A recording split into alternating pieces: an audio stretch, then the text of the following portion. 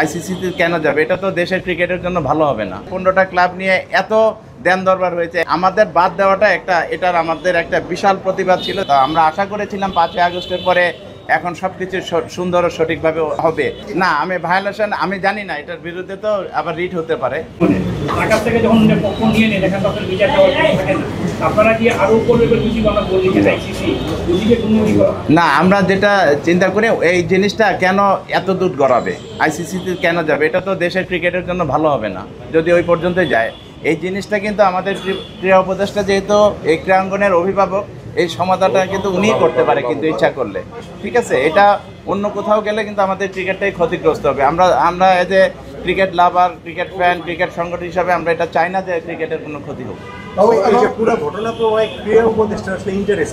না, ইন্টারেস্ট কিছু না, উনি হয়তো এখানে যে জিনিসটা হয়েছে যে ক্লাবগুলি আমাদের 15টা ক্লাব আছে এখানে, দেখেন কিভাবে সূত্রপাত হয়েছে যে 15টা ক্লাব নিয়ে এত দেন দরবার হয়েছে। একবার ক্রিকেট বোর্ডে এটার এক্সিস্টেন্স নিয়ে প্রশ্ন তোলা হয়েছে, তখন এটা ঠিক আছে বলছে। তারপরে নির্বাচন কমিশন এটা মানে সঠিক সিদ্ধান্ত দিয়েছে। তারপরে কাউন্সিলর হয়েছে এবং জানেন এই 15টি ক্লাব গত 5-7 বছর বা 10 বছর খেলে আসছে।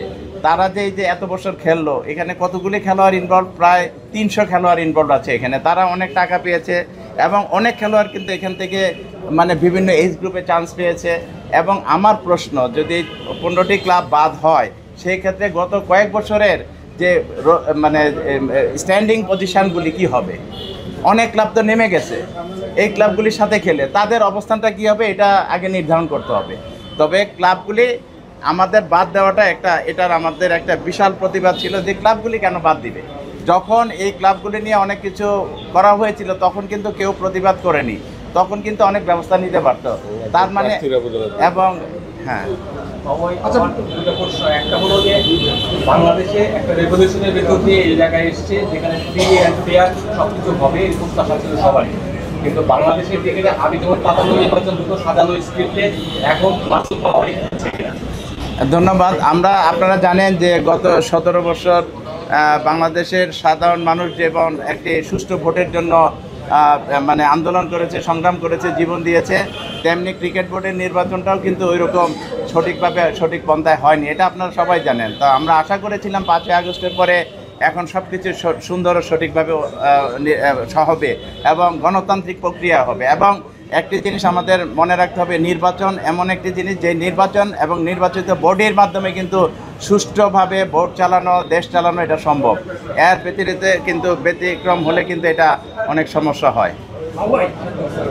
আরেকটা কথা হলো যে আপনার ক্লাব যারা আপনি তো ক্লাবের নেতা লিডার, তো সেক্ষেত্রে আপনারা কি সিদ্ধান্ত নেবেন? যেহেতু ক্লাবকে আপনাদেরকে বঞ্চিত করা হয়েছে, আপনারা কি এই লিগ বয়কট করবেন কিনা? যেহেতু আমরা এই ক্লাবগুলির সাথে আমরা বসবো, অতি শীঘ্র বসবো, আমরা বসে সিদ্ধান্ত নেব, সবার মতামত নিব যে আমাদের সর্বোপরি আমাদের ক্রিকেটটা যাতে ক্ষতিগ্রস্ত না হয়। তবে প্রতিবাদ যেখানে করার সেখানে আমরা করব। এবং আমি এটাও রিকোয়েস্ট করছি যে এই যে একটা সমস্যা, এই সমস্যাটা উত্তরণের কিন্তু অনেক সুযোগ থাকতে পারে এখনো।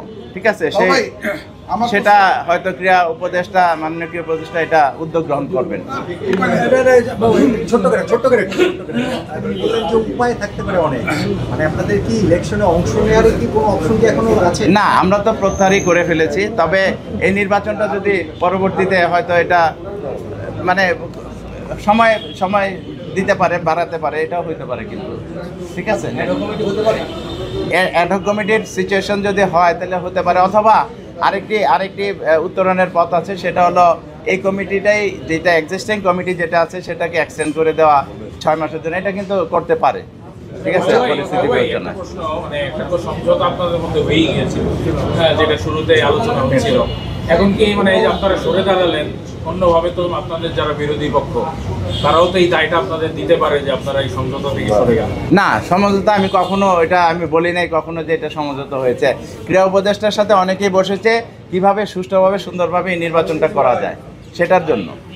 ভাই 2001 সালে কিন্তু আপনি ক্রিকেট বোর্ডের যে নির্বাচিত কমিটির বিপক্ষে আপনি রিট পিটিশন করেছিলেন, সেই রিট পিটিশনের পরিপ্রেক্ষিতে কিন্তু আপনার নির্বাচিত ক্রিকেট বোর্ড ভেঙে গেছিল। আপনারা 2টা মামলা কিন্তু এখন আপনাদের আছে। একটা হচ্ছে 5 তারিখে কিন্তু জেলা বিভাগের যে 53 জন কাউন্সিলর, যাদের কাউন্সিলরশিপ আপনার একটা আদেশ বলে স্থগিত রাখা হয়েছে, সেই আদেশের কিন্তু শুনানি হওয়ার কথা, সেই স্থগিত আদেশের। আরেকটা হচ্ছে যে আপনারা যে গতকাল যে আদালত আদেশ দিয়েছে সেইটার পরবর্তীর জন্য আপনারা উচ্চ আদালতেও যেতে পারেন, সেই অপশন আপনাদের আছে। তাহলে এটা কি এমন হলো না যে আপনি আদালতের আদেশের আগ পর্যন্ত আপনারা এই একটা সিদ্ধান্ত নিলেন, যেখানে হচ্ছে আদালতের আদেশেরও একটা ভায়োলেশন বলা হইতে পারে এখানে? অ্যাবসলিউটলি নট, কারণ যেই 5 তারিখে যেই হিয়ারিংটা আছে সেটা হলো জেলা বিভাগের মানে কাউন্সিলররা করেছে। ওটা তারা 17 তারিখ পর্যন্ত ডিসি সাহেবরা যাদের নাম পাঠিয়েছিল তাদেরটা বাদ দিয়ে নতুন কাউন্সিলর পাঠিয়েছে অ্যাডহক কমিটি থেকে, তাও এটা অনেক দিন পরে মানে টাইম এক্সটেন্ড করে। সুতরাং ওইটা একটা বিষয়। আর আমাদের ক্লাবের বিষয়টা অ্যাবসলিউটলি আমরা বলবো যে 15টা ক্লাব যে বাদ দিয়েছে, বিভাজন করতেছেন ক্লাব একটা, না ডেফিনেটলি এটা অবশ্যই ওখানে যারা কাউন্সিলর হয়েছিল জেলা বিভাগ থেকে তারা তো রিড করবেই, কারণ তারা তো ডিসি সাহেবই মানে একটা জেলার অভিভাবক যিনি উনিই তো তাদের কাউন্সিলর বানিয়ে পাঠিয়েছিলেন, সুতরাং তারা তো এটার বিরুদ্ধে রিড করতেই পারে। আপনারা কি এই সিচুয়েশন আগে থেকে আজ করতে পারেন, বাস করে আপনারা নির্বাচন বর্জনের না, যখন ইসি 15টি ক্লাবকে অনুমোদন দিয়েছিলেন কাউন্সিলর হওয়ার জন্য এবং ওখান থেকে অনেকে দাঁড়িয়েও ছিলেন ভোটে, তো তারপরে কিন্তু আর কিছু থাকে না। কারণ একটি জিনিস আমাদের সবার মনে রাখতে হবে, ইসি গঠিত হওয়ার পরে তারপরে আর কারো কোনো হস্তক্ষেপের সুযোগ নেই। ইসি যে সিদ্ধান্ত নেবে সেটাই, কিন্তু এখানে কি ইসি এই সিদ্ধান্ত নিয়েছে যে 15টি ক্লাব বাদ, তাদের ভোটাধিকার দিতে পারবে না। তবে আশ্চর্য লাগে যে তারা লিগ খেলেছে, খেলোয়াড়রা বিসিবির সাথে এনলিস্টেড আছে, কিন্তু তারপরে আপনার প্লেয়াররা অনেক টাকা পেয়েছে, বিসিবি থেকেও পেয়েছে, তারপরে আপনার এই যে স্ট্যান্ডিংগুলি হয়েছে এই ক্লাবগুলিকে নিয়েই, তারপরে বাদ দেওয়াটা এটা আমি মনে করি না। আমি ভায়োলেশন আমি জানি না, এটার বিরুদ্ধে তো আবার রিট হতে পারে, ঠিক আছে। এখন আদেশের কপি কিন্তু আমরা হাতে পাইনি, আদেশের কপি হাতে পাইনি আমরা এখনো। আপনারা লাস্ট টাইমে আপনি বা আপনাদের ধর্মের যারা কিছু করতে পারেননি, এবার কিন্তু উদ্যোগ করতে হয়েছে। বিষয়টা কি বলতে পারবো যে আসলে শাসক বলতে যে শাসন বদলায়নি এবং এটা ভয়ঙ্করভাবে এসে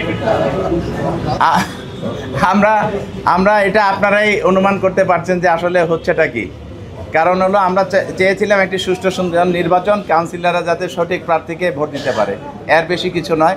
তবে আনফর্চুনেটলি আমরা এটা থেকে সরে এসেছি বিভিন্ন কারণে। এটার অন্যতম কারণ ক্লাবগুলির প্রতি যে অবিচার করা হয়েছে সেটার জন্য।